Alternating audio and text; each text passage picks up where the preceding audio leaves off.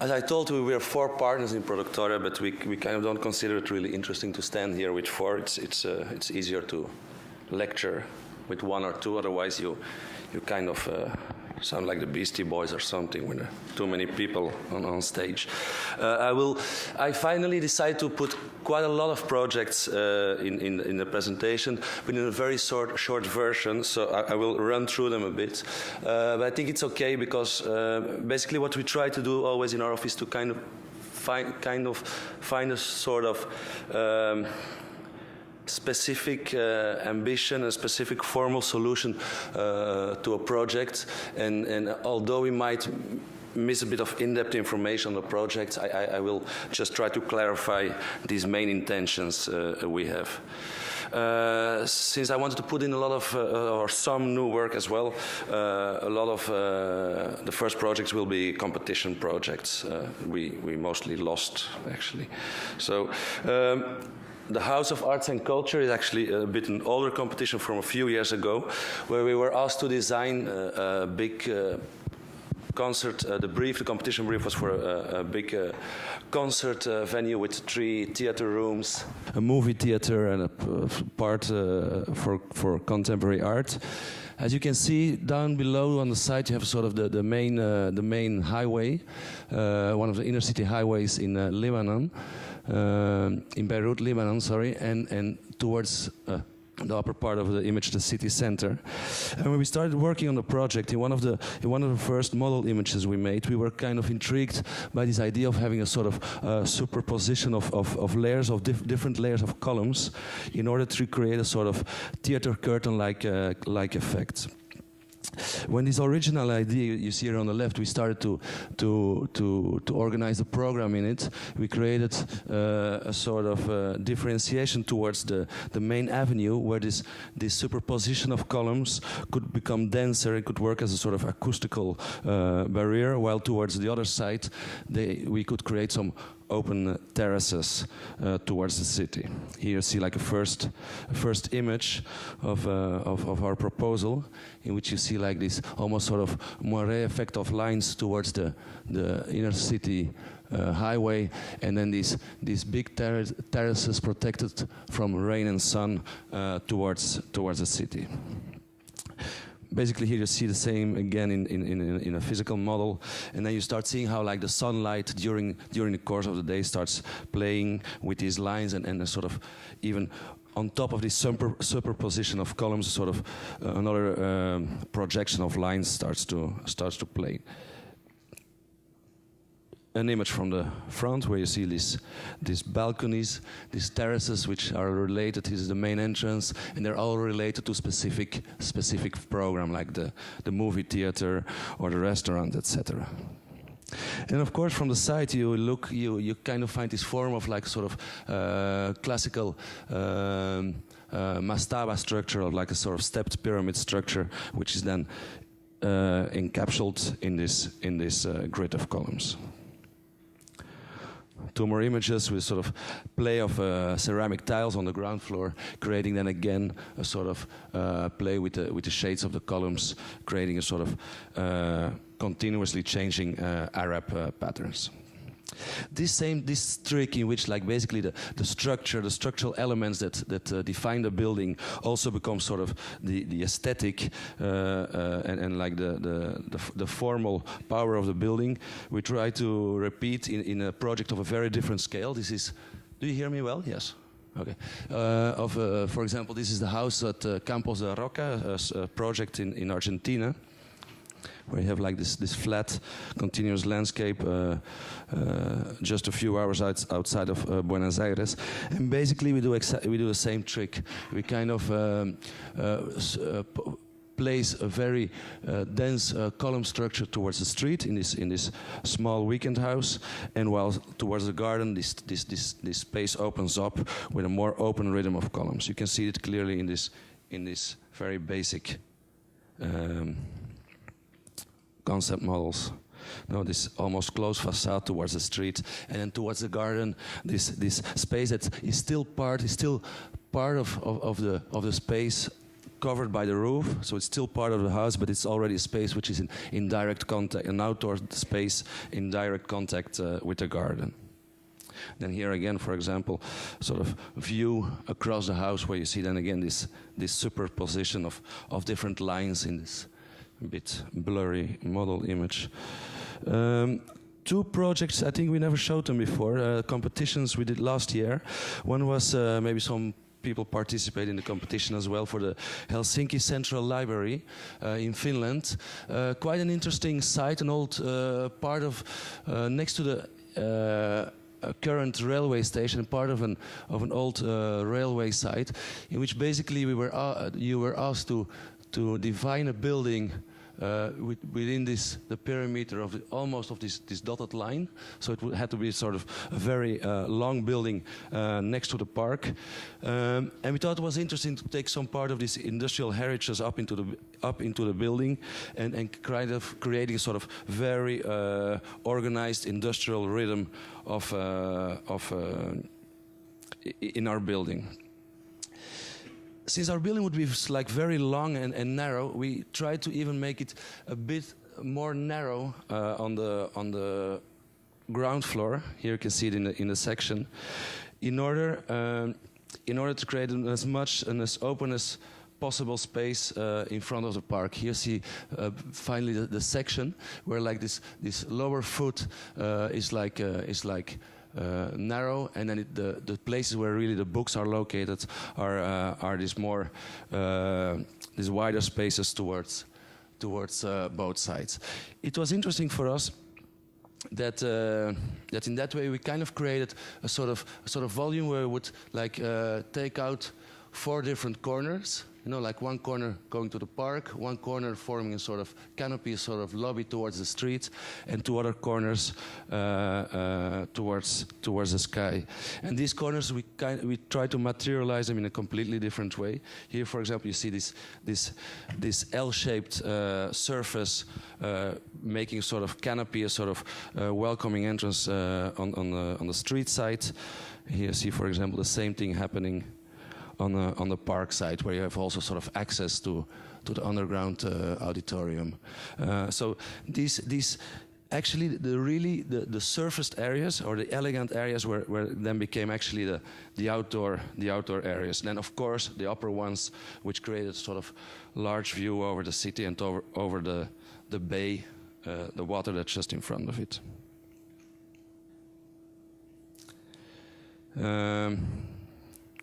Some model images, again here you see for sort of this industrial rhythm, the roof with the skylights to get the most possible of sounder sunlight into the building to heat up the building, and then this continuous rhythm of windows in the library areas with a sort of reminiscence to this industrial history. Another model picture of this interior space, sort of this huge, here's the auditorium, this lobby space, and the stairs that connect you to all the different levels with books, and which take you finally up to the superior level, where you have this roof terrace overlooking the city. And basically the same. Another competition we did shortly after that one, also in Finland,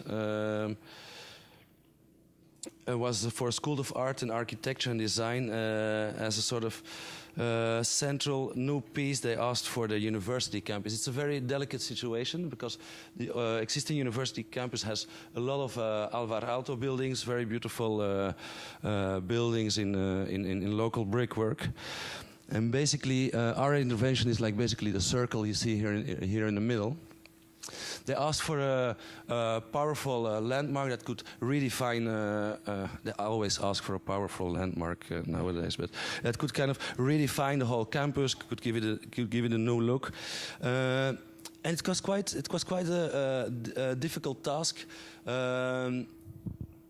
because of the different. Because of the complexity, the amount of program you had to organize on the site. we thought of two things. It was a school of art, architecture, and design. Basically, the program they have, it's quite similar. That means, like in the art program, you will have sort of offices for the teachers or for the administrative offices. You will have some kind of artist studios. You will have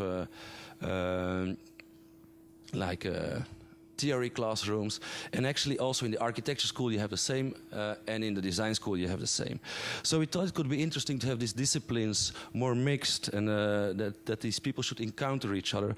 So we started to design different buildings, which are like grouped in a sort of composition, as you can see here, which could be really specific buildings, specifically designed for a specific goal. For example, this lower box with a sort of wide grid structure could house studios, while a sort of small vertical tower could house offices. A long slab could organize in a very clever way the classrooms. So they came all like sort of very defined typologies, and it would actually allow students to run continuously from theory class to the studio through different buildings, not establishing really one building as the art school, architecture or design school, but more a sort of warehouse where the studios would be, a sort of slab where the classrooms would be a sort of office block. Another one is a small auditorium, etc. The other part we tried to resolve this way was that in the summertime we wished that people would access all these spaces through the garden, through the campus, or crossing from one building to another through this lowered patio, while in the wintertime a sort of underground loop, you can see here just next to this garden, could be a sort of easy way in the harsh winter months to connect not only the existing buildings, the new buildings, but also to make connections with the existing buildings, with the requested underground parking lot, with metro access, for example. And so you create a sort of internal loop, which could be also sort of technical loop for energy exchange between buildings, sort of internal loop that could organize the whole building. Here, so one of these images of for example, I don't even remember. It's the classroom slab, studios with exhibition spaces, etc. Very similar buildings, but through their difference in floor heights and organization of how installations, if they're put in the floor or on the ceiling, create different performances and different type of buildings. Here then you see an image of this underground loop, connecting all the different buildings and giving access to special items such as the learning center or study booths, etc. Another image from the access to the campus. Here see the Alvar Alto, the main building by Alto on the left side. Basically towards the north, towards the southeast and west, we try to make as much possible glass buildings as open buildings as possible, as transparent as possible, in order to have like also visual relations between what's going on in one building and another. And towards the north facade, for bioclimatical reasons, we kind of completely close the facade against with a sort of copper cladding towards the north. So then from the northern entrance to the campus, a sort of almost abstract compositions of these copper surfaces greets you when you come into the campus. A sort of volumetric wooden model. We do not only lose competitions, we also well, actually, mostly we do, but this one we did won. And that's very important because it was a competition for a big corporate office for a financial institution in Caracas in Venezuela. It was an invited competition in which they invited 51 architects from Latin America, Spain and Portugal. And they asked us to design a building.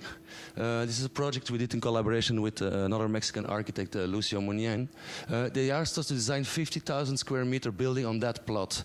And if you see a bit of the morphology of the area, and you see that actually the plot that's on the other side of big avenue is actually a sort of open public plaza. It demands actually, or the plot already kind of demands to be a sort of open space, sort of space that can be, if not completely open, at least allow people to pass through and to use it as a sort of public area. We started working on it, and we kind of were thinking about all different setups in order to be able to build these 50,000 square meters, but allowing people to pass through. So one of the options was maybe like making different towers so people could walk through, or maybe even lifting the whole building up so we would have a sort of covered plaza on the ground floor. We weren't convinced by any of the proposal until in the end we kind of did the simplest solution, is that we just have to make a very high tower. We try to compress the footprint as much as possible, and we make a building with almost inefficient office floors, like 600 square meters of usable office space, which is on the edge of workable. But then what we can do, we can really open up the public space. We can only, and as our competition proposal, we would only use 14% of the area we were allowed to use. These buildings, as you saw before, for example, in the project for the House of Arts and Culture in Beirut, these buildings, we thought it was interesting because they do not only ask landmark nowadays, they also always ask that the buildings are green, and they ask for your conscience about sustainability. So we thought it would be really sustainable and really smart if, again here, like the structure of the building, the main elements which are present in every high tower, like sort of columns and horizontal elements, columns and beams, could again be a sort of the aesthetic or the architectonical power of the building. So we kind of said this solid-like structure could be really strong if we then, for example, the upper part of the building would cover it in a second facade, in a sort of double skin. It could become a real powerful element. And we liked it because when we covered the building into a sort of double skin, it became a sort of monolithic volume, a sort of very heavy volume towering on top of this very open and transparent and even fragile structure, and it would become a sort of contemporary monolith, a sort of contemporary obelisk in front of the already historical obelisk we have at the Plaza Francia. Let's not go into this. And here's more or less what you see now. Until a certain height in buildings, I mean, we don't really know if it's the 5th floor, or the 6th floor, or the 7th floor, but until a certain height in the buildings, you still have like a direct contact with the street. You can still hear a dog bark, or you can whistle to a girl passing by, or there's sort of reaction. While from maybe the 10th floor on or something, your relation is really a relation with the city, with the skyline of the city.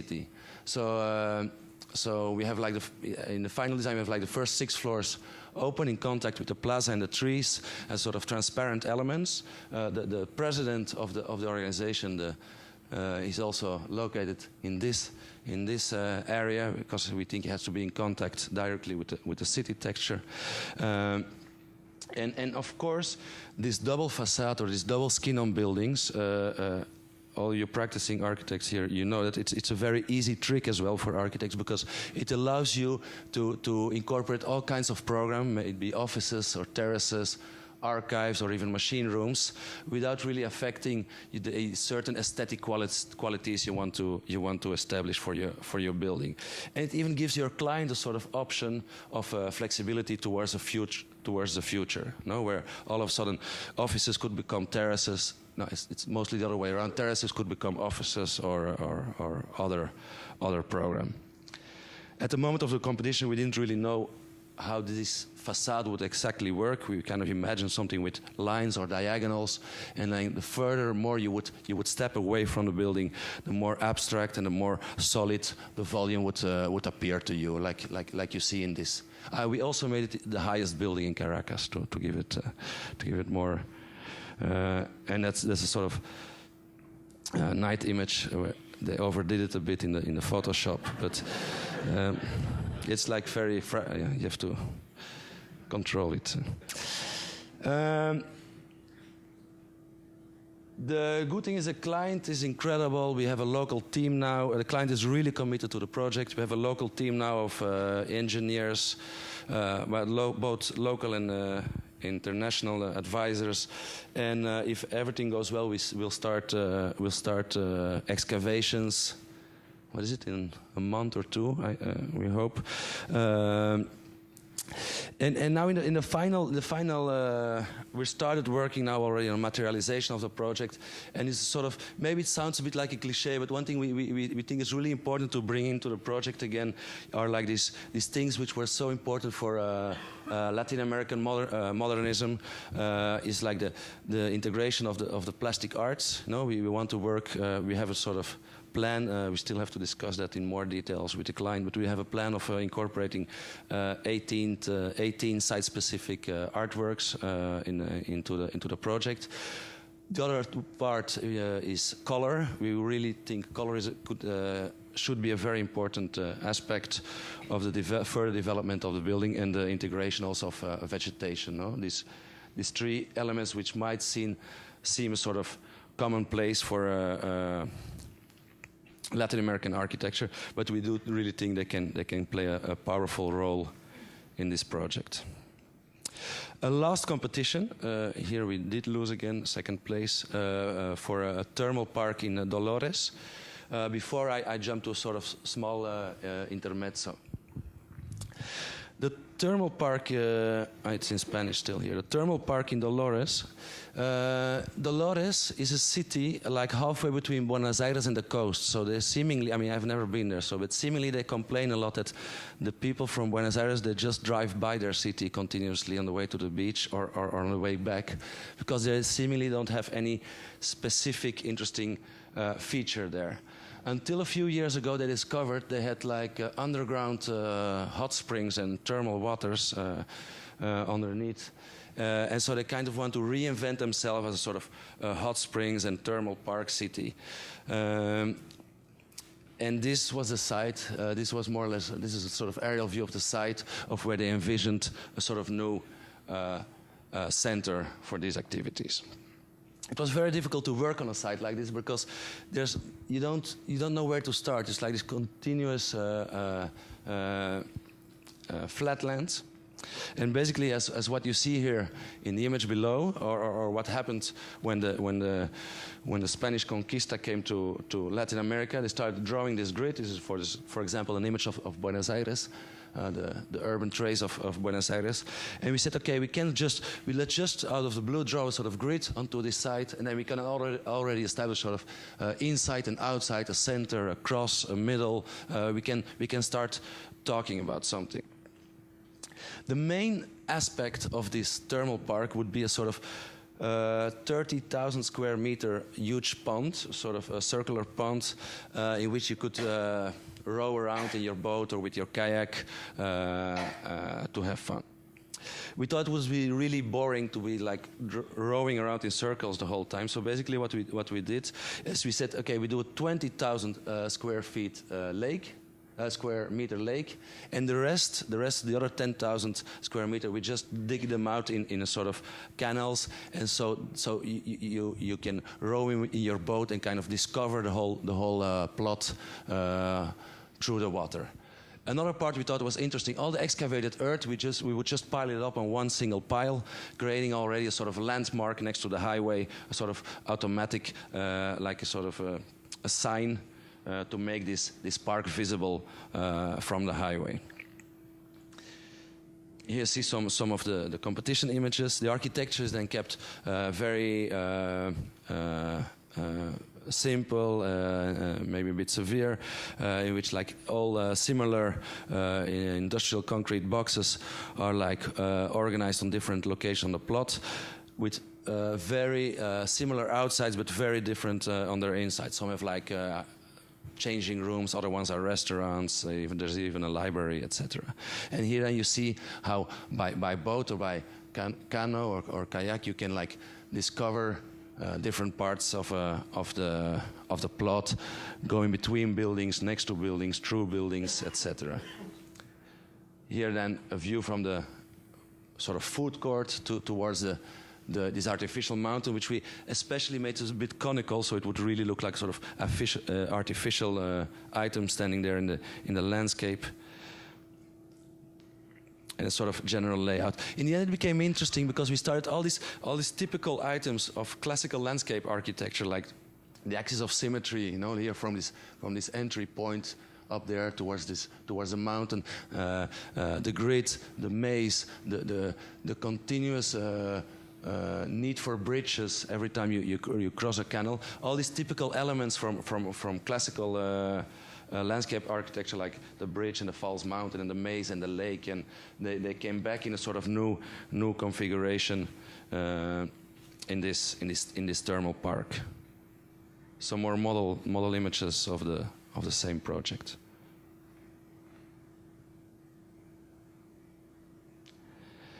A small intermezzo, because we make a lot of these very small models in the office, and it's really sort of key issue to understand how we work, because there's just a very simple technical issue. If you work with 4 partners together, you cannot kind of squeeze together in front of a computer screen. It doesn't physically, it doesn't work.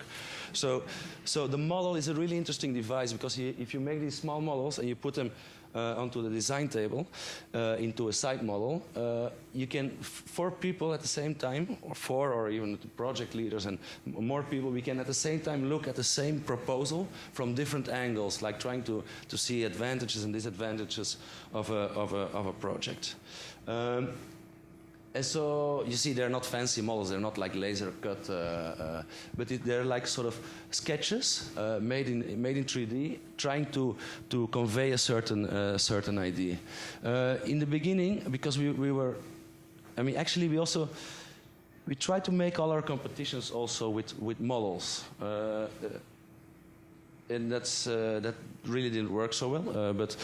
But since we weren't good at 3D, and we thought it was like really annoying that these young people in our office would be like really good at something we didn't know anything about, we kind of insisted and insisted. But we lost all competitions until one day, actually a competition I just showed you before, we said, okay, let's make really nice renders with very blue skies and very green trees, and that was the first competition we won. So since then we always do renders for our competition. But the render is also a dangerous tool. And that's why we still try to discuss with our clients on basis of these small models, because the render gives you the ability or the possibility to show how a building will look like even before you really know what the building will do. So when we sit down with our clients, it's very frustrating for them, because they want to see how their house will look, how their building. How the facade of their building will be like. But we really try to sit down in the first meeting with these models, trying to explain what can a central courtyard do to you. What if we put like a very long and slender volume next to the edge of the plot? And we feel it really works, because the render creates this or the 3D visualization creates this problem that they are distracted by kind of the wrong information. Actually, it happens a lot, especially in Latin America, I think, where you have this. Everybody wants these fast-track projects where clients would come up to us and they would just say, guys, I would like you to make sort of quick design for this building. Yeah, actually, you don't have to make a design. You just give us a sort of render from how it will look like from the river, you know. And I think that's really problematic, that at a certain moment buildings are then judged on their looks instead of what could they really perform, or what could they do. No, nothing new. You all know it. Villa in Ordos. I think most of you, actually, Eric is here, who I met in Ordos as well. Several colleagues here from New York as well were involved in this project. This strange project where wealthy businessman from northern China, from Inner Mongolia, Mr. Kai, or Chai, wants to develop a very specific project. Herzog and de Meuron, they select 100 young architects. Ai Weiwei, artist, architect, curator, takes up the challenge to kind of organize the whole project, and they invite 100 young architects from all over the world to design each one a 1,000 square meter villa in a new town called Ordos. Ordos is actually already an existing town, but for one reason or another they were not happy with the existing town anymore, and like 30 kilometers towards the south, if I'm not wrong, they decide to build a new Ordos. Not really an example of creative urbanism, sort of all like sort of the civic buildings in the center around the big civic square, then sort of high-rise, mid-rise, low-rise, suburban towards the outside. These 6 severe buildings there on the left side are the administrative center, like sort of angry-looking robots overlooking the whole complex.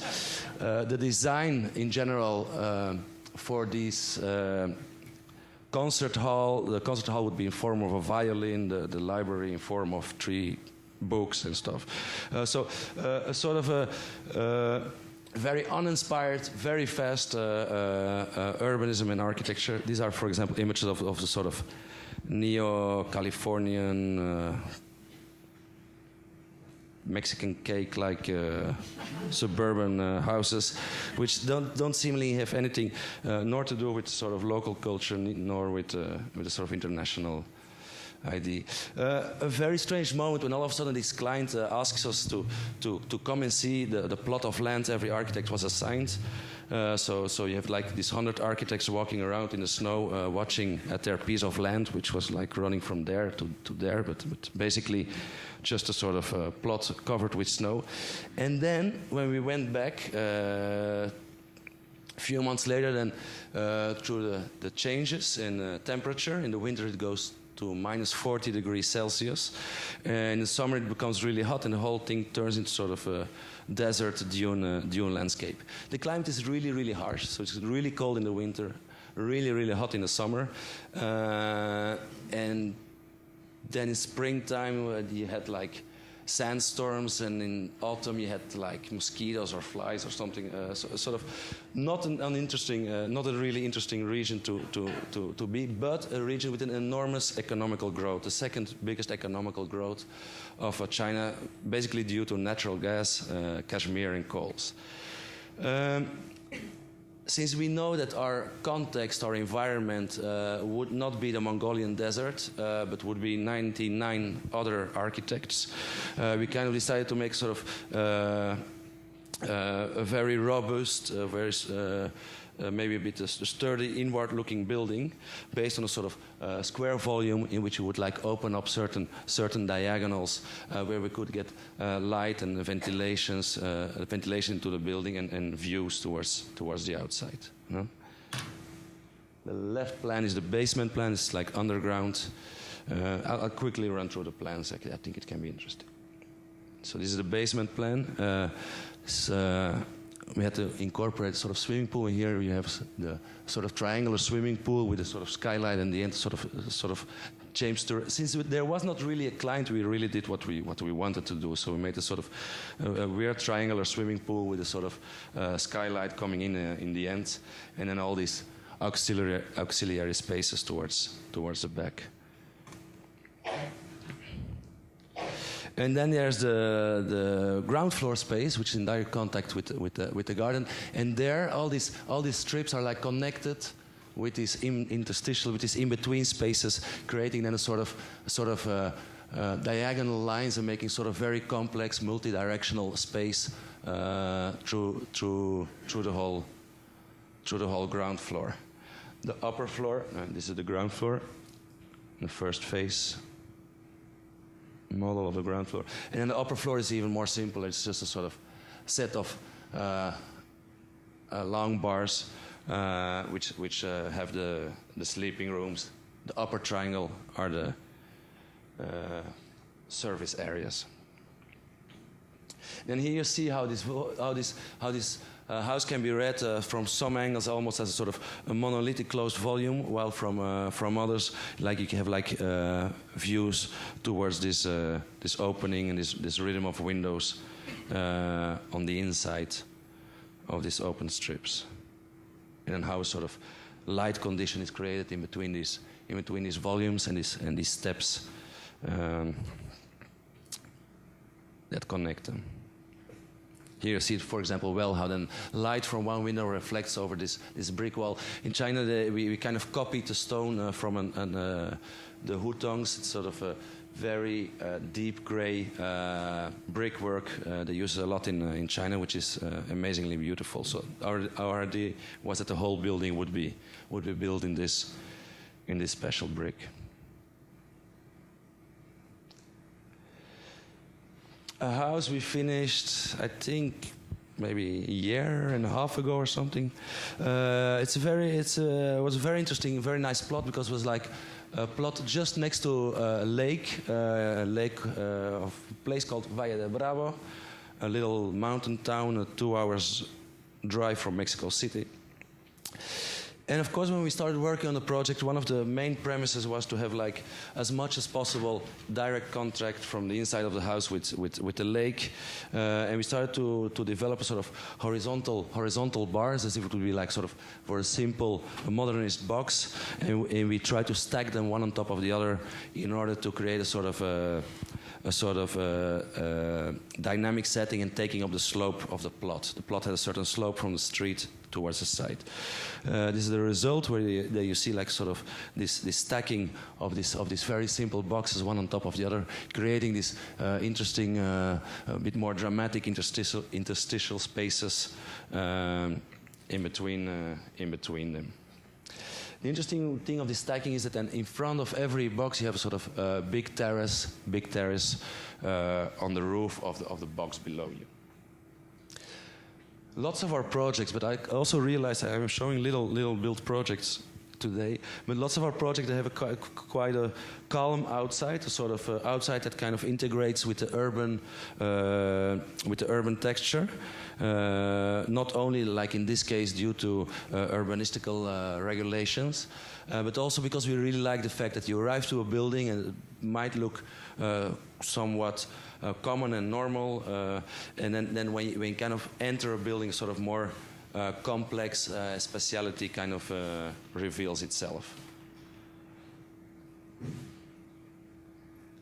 Also, the materials. We always try to work as much as possible with local materials, not only because of sort of reasons of ecological footprints and stuff, but because we really like to work with local craftsmanship, and we really like to think of sort of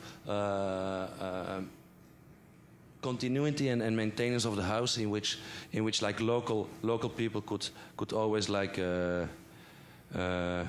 arrange or keep working on the house. Here's a view from the side. You see like these three stacked, these three boxes stacked one on top of the other. The same looking down. Very beautiful hand railings done by a local blacksmith.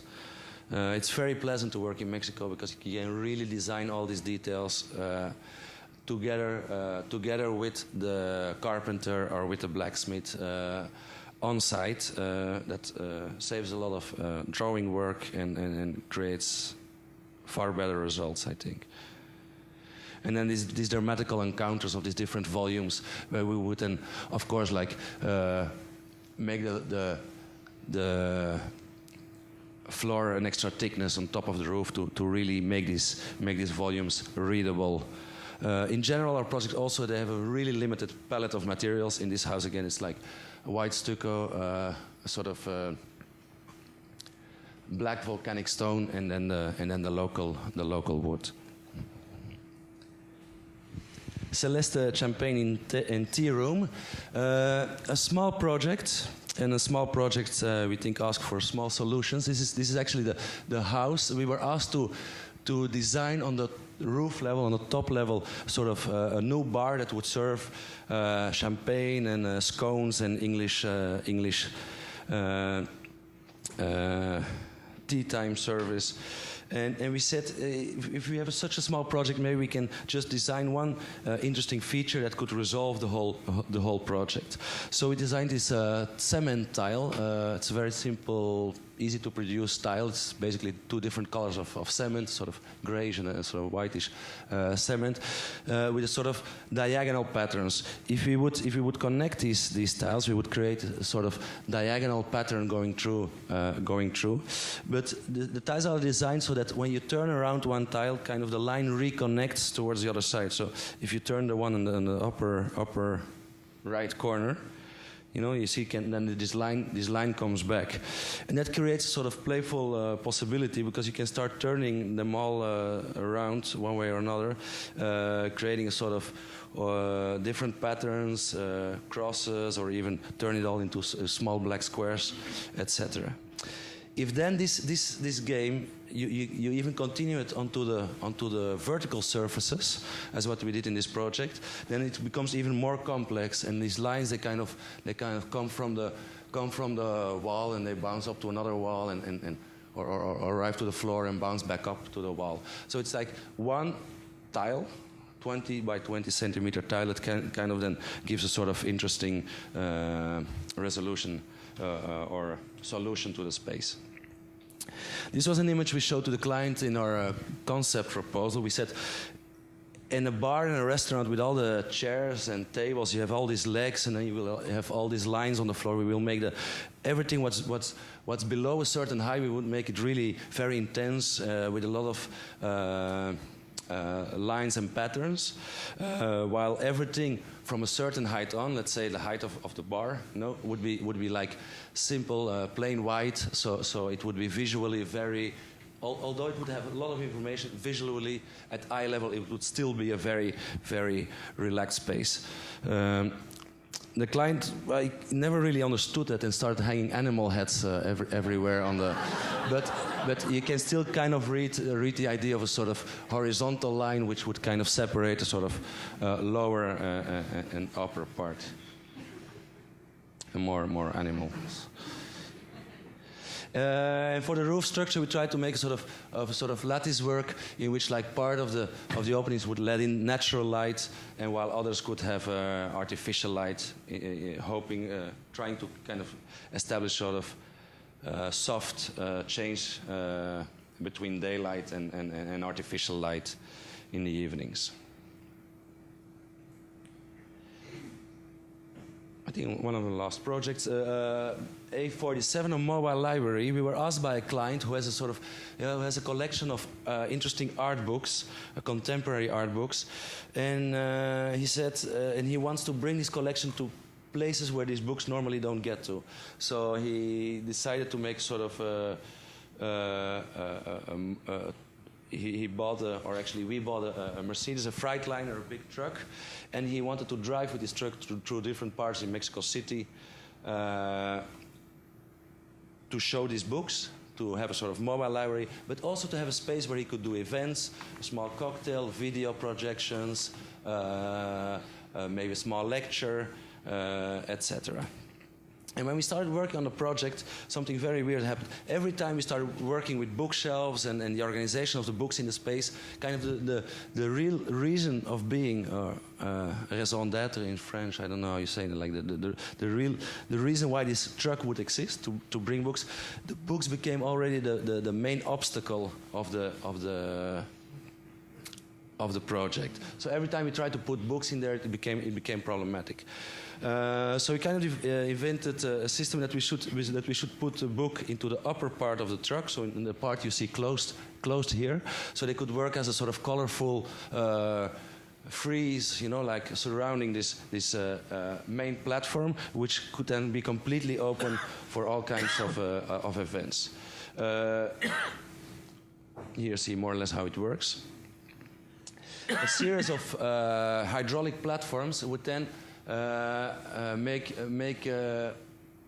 give you the possibility to raise the platforms like close to the books, so you would have them at hand and you can work, and the whole thing can work as a library, or would lower the platforms so you can even have a sort of cocktail where the books are like unreachable, but they're really present as a sort of the main feature of the truck.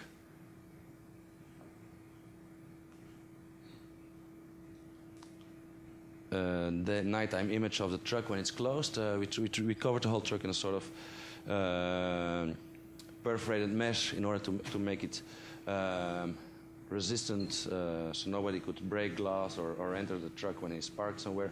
But on the other hand, we would also have like interesting views towards the inside, and we made all these panels openable. So at moments when we want, we can really open the truck as much as possible. To allow to be as much as possible in contact with the urban surroundings or the contexts, if the situation allows it. This is basically all what I wanted to say about PRODUCTORA, but I would like to add a small caption on Liga. Liga is our Mexican pirate copy of the Architectural League. We opened a space for architecture in Mexico City now almost 2 years ago, in which we I'll come back to that. This is an image of our office, an interesting modernist building in Mexico by Augusto Alvarez and Sorda Madaleno. And at a certain moment, we saw that they were on the bottom floor of the office. They were renting a small space where the next to the entrance of the building. And we said it would be really interesting to kind of start renting that space and to organize small exhibition by young Latin American architects. We live in Mexico, so we're the lucky ones that we can participate in the Architectural League events, because it's only Canada, Mexico, and the US. But a lot of interesting offices from Latin America, they do not have any platforms to show their work. So we said we would rent the space. This is the image, the inside and the outside of the space. And we started organizing since 2 years ago, every 3 months, different architecture exhibition there. This is an image. This is actually a poster of one of the invited architects. But I just want to show it because you see how irregular the space is, and then there's still parts of glass. And it's really interesting that the space is so complicated. It's a bit the same issue Eva Franch is dealing with at Storefront. But the space is so complicated that you cannot just invite an architect to come and bring his 2 favorite models, some big pictures of his latest buildings, some plans and sections to hang them on the wall and to do an opening. No, every invited architect will have to come up with a sort of new site-specific installation, very limited in space. It's only 16 square meters of space, and very limited in budget, because we don't have a lot of budget, and to kind of think, how can I resume what I do? How can I reflect on what I do as a sort of exhibition? And that has been really interesting. We had like wonderful proposals, also one from Frida, who's sitting right there. She came in late. I saw that you came in late, Frida. And I mean, I think now we already have 8 exhibitions, and I will quickly talk about 3 exhibitions, because they were the first ones, and I think they kind of explain what could be interesting about the space. First one is Peso van Elrichshausen, a Chilean office. And they kind of said, how can we play with the small size of this space? So they kind of inserted a sort of matrix into the space, sort of scale model of a museum. And it was really interesting. And in this scale model, they kind of presented different works of them. And it was really interesting because at the moment we sent these images to the press, saying that we were opening a new space for architecture in Mexico City, and the people of the press, they never really look into what you sent them, so they just copy it and paste it. And they kind of thought at the beginning it was like a huge new venue with oak wooden floors and like different architecture rooms. But basically it was actually this small miniature model which was organized in our exhibition space. Now, from the outside, it would look something like this. No, a sort of exhibition space which presented the 12 most canonical works of Peso von Erichshausen. The second one, Paisajes Emergentes, a young office from Colombia. They now split up into two different offices. Luis Callejas is in Harvard, in Boston, and Edgar Masso and Sebastian, they're still in Colombia. And they wanted to work with their project that had to do with water, because it was a recurring theme in their work. So basically they said, we're going to make sort of landscape of different projects on different scales. But we want the model to be made out of water. So they came up with this hydrogel. Hydrogel are these very beautiful round balls, sort of synthetic material, and they take up 100 times their own weight in water. So what basically happened, they kind of, when they kind of built the models, they started putting this hydrogel, and we started putting liters and liters and liters of water on this model. So all these little balls would swell up with water, and so he created this crystalline landscape. They wanted the models to be backlit with these lights, but what really happened after a certain moment, with the heat of the lamps and all the water on the models in this closed small space, the whole space started to condense and to heat up. And it was really sort of an interesting luck, because that's what really their work is about at Paisajes Emergentes, to see how can they create landscapes, how can they create atmospheres. Actually, Charles Waldheim wrote a beautiful text on atmospheres for this exhibition. How they can really create or communicate these things which are so difficult to draw in AutoCAD. You know, like humidity, heat, cold, freshness, etc. No, this is then maybe one of my favorite images of the exhibition. For 3 months, it stayed like this, and then started all kind of flies started to fly around, and, like mushrooms, and beautiful.